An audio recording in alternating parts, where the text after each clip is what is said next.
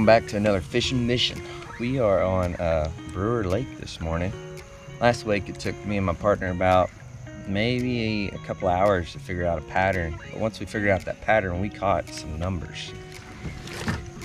Fish on. It's always cool, you catch one during the intro. If I can keep them on. And it looks like it's gonna be that same pattern today. Boy, he's a dinky fella. But there's no skunk in the boot. Before I was rudely interrupted, the pattern last time we were out here was the finesse worm, the shaky head. I tried so many different power baits and nothing was working. So it wasn't until I put on the old shaky head we started getting into them.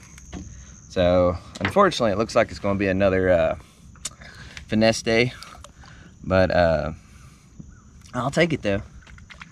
He is probably about, I'd say about 10, 11 inches. Healthy little bass though. But man, we need to get some size though. We'll let this guy go. There you go, fella. Thanks for playing. This is what I'm throwing. I got a little shaky head hook, and it's a round one because there's a lot of rocks in this area and it goes over those rocks a lot better. And then I just got a watermelon red flake shaky worm on there. These are the KVD finesse worms. That's what I'm using, the watermelon red flake. And this was the ticket last time I was here. Looks like it's gonna be the ticket again. Fish on. Another small one, it feels like.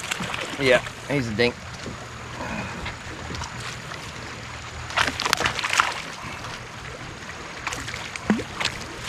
Yeah, really small.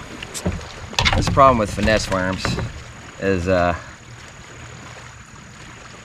you get on some small bass. Feisty little fella. Oh, you can see he's fine. He's fine. Anyways, he's ready to go.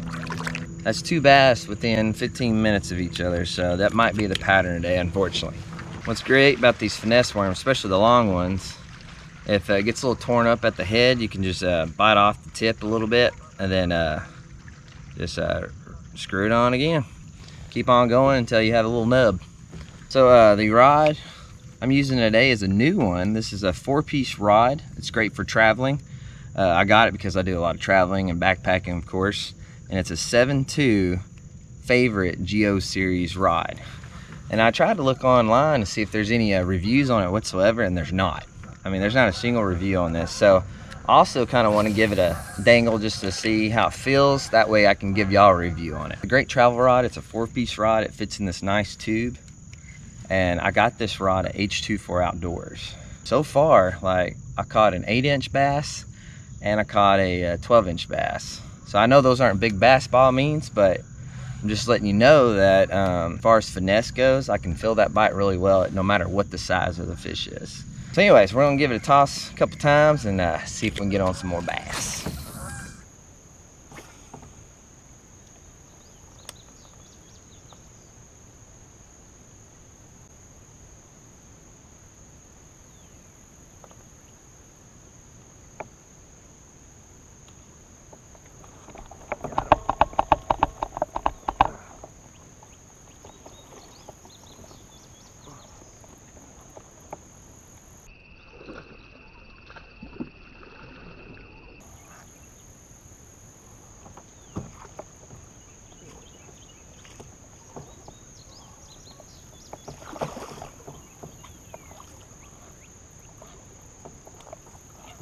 Sorry, actually caught a good one.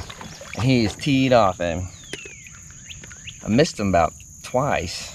And so I worked this section over here, then gave him a little break, then I threw back in there and got him the third time. On the popper. Man, he's an angry fella. I'm gonna go ahead and unhook him in the net first. So that's what I was using right there, just a sexy shad. It's got a little chartreuse stripe in there and a little feather tail, and man, he killed it. So anyways, let's get him off. Let's get him back in the water. Yeah, he's probably a good 1.5 pounds, maybe 2 pounds. I would say he's a little less than 2 pounds, but Nice bass, real nice bass. A lot better than the 8-inch I caught earlier and the 12-inch, so I'll take this one any day. We're gonna let him go. I'd say he's just shy of 2 pounds. Just a nice bass, especially on a popper.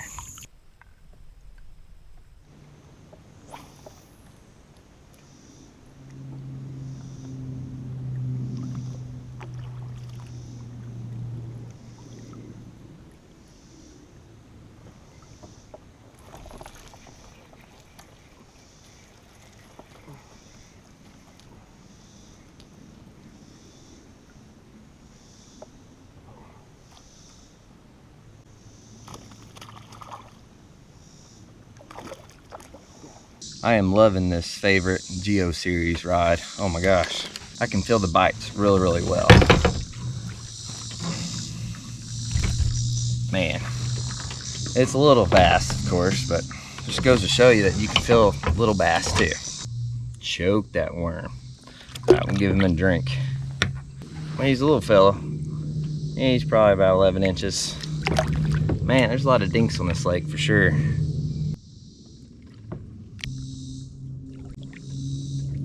We'll get another rod. Almost got it. Almost got it.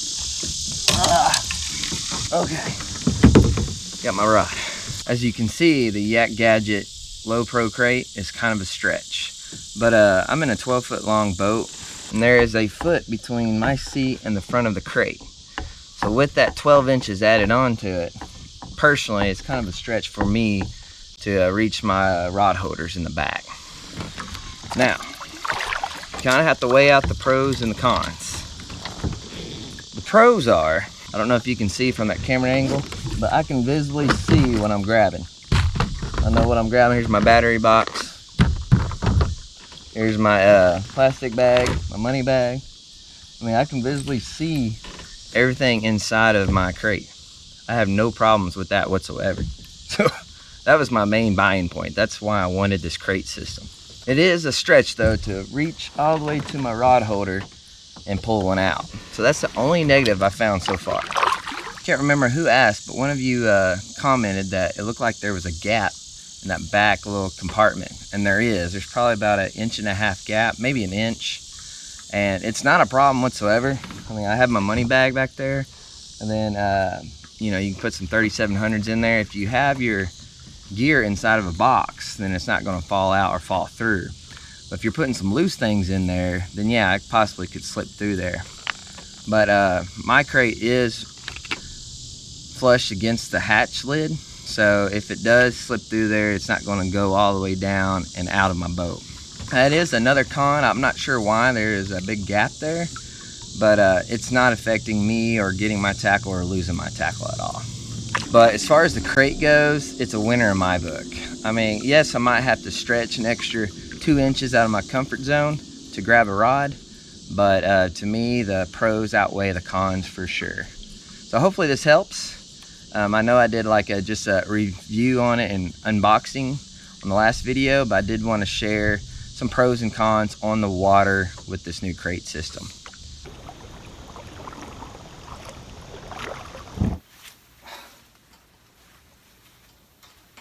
Don't you hate that when you're traveling, you always got a rod tip in your face?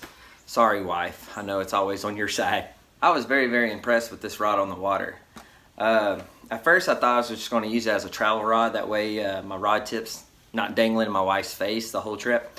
I'm actually going to keep this rod rigged up all the time and use it on my weekly adventures. This thing, the sensitivity is really, really great. It's medium heavy, which I already mentioned, but I was able to use that shaky head worm well on this rod.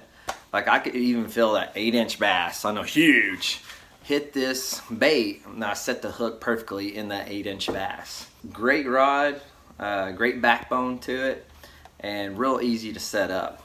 The cork handle is great and very comfortable. So I appreciate you, H24 Outdoors, for letting me try out this rod. You can get it at the shop for $59.99, and it's well worth it. Unfortunately, we're in the dog days of summer. It's just really, really hot out there, and those fish were kind of finicky. It was a soft bite, a subtle bite, but with that rod I was using, I was able to feel those bites and set that hook and penetrate it deep. So if you enjoyed today's adventure, hit that like button for me. And if this was a good review on the rod or the Pro Crate, let me know in the comments below. And I hope to see you on the next adventure.